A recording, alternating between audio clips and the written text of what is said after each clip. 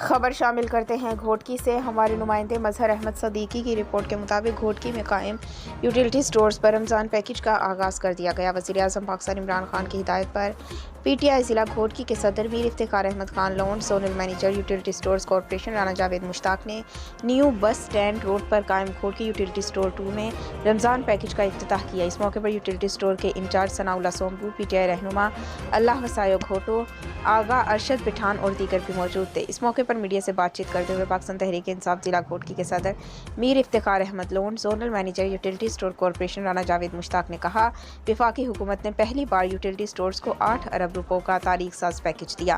Utility stores پر آٹا، گھی، چینی، چاول، دالیں سمیت 19 اشیاء خوردونوش پر سبسڈی دی گئی۔ عوام کو آٹے کے 20 کلو کے تھیلے پر 600 روپے، چینی پر 32 اور گھی پر 120 روپے فی کلو سبسڈی دی جا رہی ہے۔ انہوں نے کہا، گھوٹکی سٹی میں 4 یوٹیلیٹی سٹورز ہیں جو رمضان المبارک میں شام تک کھلے رہیں گے۔ عوام کو سہولت فراہم کرنا اولین ترجیح ہے۔ انہوں نے یوٹیلیٹی سٹورز عملے کو سختی سے ہدایات کی کہ اگر کسی یوٹیلیٹی سٹور سے اشیاء خوردونوش دکانداروں کو فروخت کرنے کی شکایات ملی تو سٹور انچارج کے خلاف قانونی کارروائی کی جائے گی۔ انہوں نے کہا، وہ ہر ہفتے یوٹیلیٹی سٹورز کا دورہ کریں گے۔